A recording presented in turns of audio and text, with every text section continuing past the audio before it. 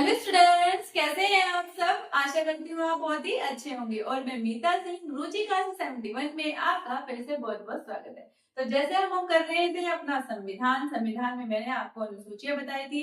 आज मैं आपको बताऊंगी प्रमुख भाग। इससे अभी हमारे बहुत सारे क्वेश्चन बनते हैं। अनुसूची की क्लास आपने नहीं देखी तो प्लीज देख लीजिएगा। मैंने सारी अनुसूची कराई है, उनसे भी हमारे क्वेश्चन बनते हैं। देखिए जो भी टॉपिक है, देखिए जो भी हमारा सिलेबस है उसमें संविधान है, तो हर टॉपिक से क्वेश्चन तो हमारे बनते ही हैं। तो हमारा भाग भी इसमें प्रमुख है और कौन कौन से भाग हैं तो चलिए आइएगा देख लेते हैं। देखिए प्रमुख भाग है हमारे संविधान के भाग। अगर मैं फर्स्ट की बात करूं तो भाग फर्स्ट में हमारे क्या दे रखा है। भाग फर्स्ट में दे रखा है संघ और इसके राज्य क्षेत्र। संघ और इसके राज्य क्षेत्र हमारे भाग फर्स्ट में दे रखे हैं। और ये हमारे कौन से आर्टिकल से कौन से आर्टिकल के तहत आते हैं, तो ये आते हैं हमारे 1 से लेके 4 तक। देखिए क्वेश्चन ये बनता है कि भाग फर्स्ट में आर्टिकल कौन कौन से हैं, तो 1 से लेके 4 तक आर्टिकल हमारे किस में आते हैं, 1 से लेके 4 तक आर्टिकल हमारे भाग फर्स्ट में आते हैं। और भाग फर्स्ट में कहा क्या गया है, ये हमारा कहा गया है संघ और इसके राज्य क्षेत्र के बारे में। क्या कहा गया है, संघ और इसके राज्य क्षेत्र के बारे में बताया गया। बात कर लेते हैं भाग 2 की। भाग 2 में क्या कहा है, इसमें आती है हमारी नागरिकता। इंपोर्टेंट पेपर में काफी बार क्वेश्चन बना है कि नागरिकता हमारी कौन से भाग में आती है। तो नागरिकता जो हमारी आती है वो आती है हमारी भाग 2 में। आर्टिकल की अगर मैं आपसे बात करूं तो आर्टिकल में कौन सी में आती है, आर्टिकल में आती है 5 से लेके 11 में।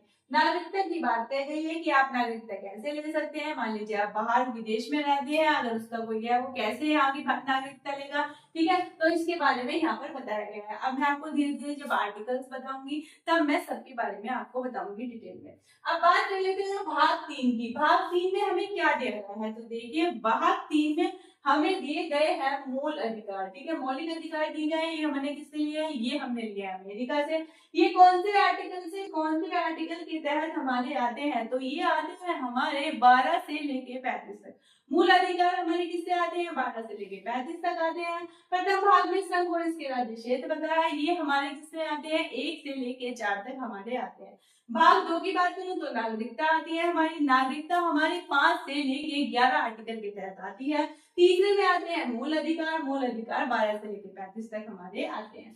बात कर लेते हैं अब फोर्थ की। भाग फोर्थ में हमारे आते क्या है, मोस्ट इम्पोर्टेंट फोर्थ एग्जाम में इसके बारे में हमारे पूछा जाता है। क्या आते हैं हमारे, राज्य के नीति निर्देशक तत्व। राज्य के नीति निर्देशक तत्व कहां से कहां तक दे रखे हैं, यानी कि कौन से आर्टिकल से कौन से आर्टिकल तक दे रखे हैं, तो ये दे रखे हैं हमारे 36 से लेकर 51 तक। हमारे किसकी बात कही गई, यहाँ पर हमारी बात की गई है राज्य के नीति निर्देशक तत्वों के बारे में। मोस्ट इंपोर्टेंट है, इसके आर्टिकल भी काफी आते हैं। जब मैं आपको पढ़ाऊंगी तो डिटेल में अच्छे से बताऊंगी। अब बात करते हैं, ये तो बात होगी अगर आपसे पूछे भाग 4 में क्या है, तो भाग 4 में तो हमारे राज्य के नीति निर्देशक तत्व है जो 36 से लेके 51 तक आते हैं। लेकिन अगर आपसे पूछे भाग 4 ए में क्या है, ये भी इंपोर्टेंट हमारा। भाग 4 एक में हमारे मूल कर्तव्य हैं। कर्तव्य मूल कर्तव्य कहाँ से लिए, ये हमने उससे लिए हमने, और ये हमारे 51 ए आर्टिकल के तहत आते हैं।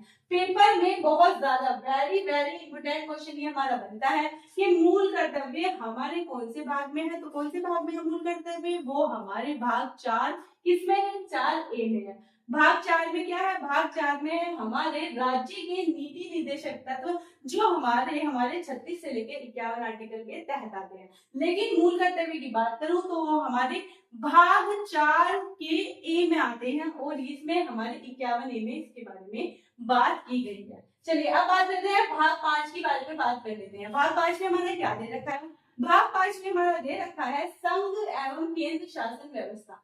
संघ और केंद्र शासन व्यवस्था 52 से लेके आर्टिकल 151 के तहत इसमें हमारे राष्ट्रपति राज्यपाल सबके बारे में बताया गया है कि इनको क्या क्या है, इनके कार्य है, इनको क्या क्या कर सकते हैं, तो उसके बारे में डिटेल में इसमें बताया गया है। मोस्ट इंपोर्टेंट है, इससे भी हमारे काफी क्वेश्चन बनते हैं। तो भाग 5 की बात करूं तो भाग 5 में क्या कहते हैं, संघ केंद्र शासन व्यवस्था हमारी आती है भाग 5 में। अब बात कर लेते हैं भाग 6 की। भाग 6 क्या है, राज्य की शासन प्रणाली। राज्य की शासन प्रणाली के बारे में इसमें किसमें बताया गया है? आर्टिकल की अगर मैं आपसे बात करूं तो आर्टिकल 152 से 237 तक हमारे किसके बारे में बताया गया है? ये हमारे राज्य के शासन के बारे में बताया गया है। और कौन से भाग में आती है? ये हमारे 6 भाग में राज्य की शासन प्रणाली आती है, जो आर्टिकल 152 से लेके हमारे 237 तक होते हैं आर्टिकल। अब बात कर लेते हैं, ये तो बात हो गई हमारी 6 की। अब बात करती हूँ मैं आपसे किसके बारे में बात करते हैं, अब हम अपने भाग 7 के बारे में। भाग 7 के बारे में क्या है? तो देखिए भाग जो 7 है वो फिलहाल खाली है, लेकिन कैसे कब हुआ है? देखिए 7वां संविधान संशोधन 1956 द्वारा समाप्त कर दिया गया है। देखिए इस भाग को समाप्त कर दिया गया है क्योंकि अब ये खाली है।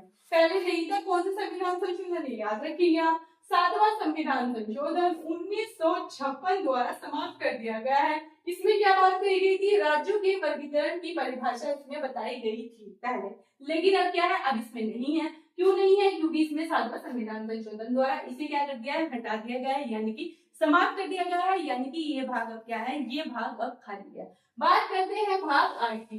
भाग 8 में क्या दे रखा है? यहाँ पर हमारा दे रखा है केंद्र शासित प्रदेश की व्यवस्था। केंद्र शासित प्रदेश की व्यवस्था के बारे में हमने बात की है। कहाँ पर?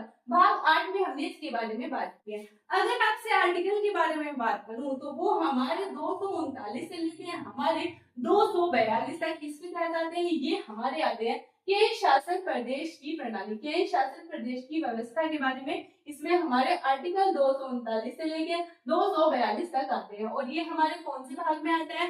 ये हमारे आता है भाग 8 में आता है। भाग 9 की अगर मैं आपसे बात करूं, ये भी इम्पोर्टेंट है। इम्पोर्टेंट क्यों है? क्योंकि ये हमारा पंचायत से संबंधित है। पंचायत से मैंने आपको उसमें बताया था, इससे हमारे संविधान संशोधन के बारे में पूछा जाता है कि हमारे संवैधानिक दर्जा कब प्राप्त हुआ था पंचायतों को। तो यहाँ पर है ना, पंचायत के बारे में बात की गई है। कौन से आर्टिकल से कौन से आर्टिकल के तहत ये आते हैं? ये आते हैं हमारे 243 से 243 ओ तक। किसके बारे में बात हुई है? यहाँ पर बात हुई है हमारी पंचायतों के बारे में। पंचायत मोस्ट इंपोर्टेंट टॉपिक है और इससे हमारे क्वेश्चन काफी बनते रहते हैं। अब देखिए तो भाग इसमें आता है, भाग 9 में पंचायत की बात करेंगे। अगर मैं वहीं से आपसे क्वेश्चन करूं, भाग 9 के ए में क्या कहा गया है? तो भाग 9 के ए में नागरिकता की भाग 9 के एक में नगर पालिका की बात की है। नगर पालिका के अवतार मैंने आपको बताया था 73वां संविधान संशोधन, जब मैंने आपको अनुसूची बताई थी 1992 के तहत संवैधानिक दर्जा दिया गया था। अब बात करते हैं भाग हमारे, जिसमें हमारे भाग 9A में क्या है? नगर पालिका के बारे में बात की गई है। अगर ये कौन से आर्टिकल से कौन से आर्टिकल के तहत इसके बारे में बात की गई है? तो 243 क्यू से 243 जेड जी तक किसके बारे में बात की गई है? यहाँ पर नगर पालिकाओं के बारे में बात की गई है। तो कौन से भाग में आता है? भाग 9 के ए में नगर पालिकाएं हैं, लेकिन भाग 9 में क्या है? भाग 9 में हमारी पंचायत है, जो 243 से लेकर 243 ओ तक आती है। और जो नगर पालिका है 243 क्यू से 243 यहाँ पर जेड जी तक हमारी आती है। अब मैं बात करती हूँ आपसे भाग 9 के बी के बारे में। देखिए 9 में क्या है? हमारी पंचायत है। 9A में हमारी क्या है? नगर पालिका है। और 9B में हमारा क्या है? 9B में हमारे सहकारी समितियां आती है। ये भी इम्पोर्टेंट क्वेश्चन है, ये भी काफी बार बना है।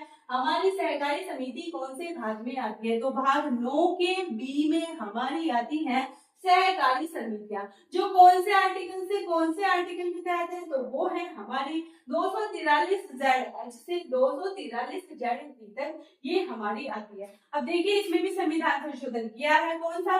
97वें संविधान संशोधन अधिनियम 2011 द्वारा जोड़ा गया है। ये जो हमारा पहले मतलब ये जो भाग था ये पहले हमारा नहीं था। कौन से संविधान संशोधन द्वारा जुड़ा? हमने 97वां, कौन से बार? 97वां संविधान संशोधन हमारे अधिनियम 2011, ये संधि याद रखिएगा। और कौन सा संविधान संशोधन था ये भी आपको याद रखना है, ठीक है? ये द्वारा जोड़ा गया है, इसका मतलब ये पहले नहीं था, ये बाद में जोड़ा गया है। पहले हमारा देखिए 9A और 9B हमारे बाद में ही जुड़े हैं। ये जो हमारा पहले भाग खाली नहीं था, जो पंचायतों से, और हमारा 9A हमारा नगर पालिका से, और 9B हमारा सहकारी समितियों से रिलेटेड है। तो यहाँ पर मैंने आपसे बात की है आज 9 तक के भाग के बारे में। इससे आगे मैं आपसे नेक्स्ट वीडियो में बात करूंगी। तो प्लीज बताइएगा आपको क्लास कैसी लगी और आपको समझ में आ रहे हैं। आप थोड़े मुझे है ना कमेंट्स किया कीजिएगा, ताकि मुझे पता चले कि मैं और क्या बेहतर कर सकूं। तो मिलती हूँ मैं आपसे नेक्स्ट वीडियो में। Thank you.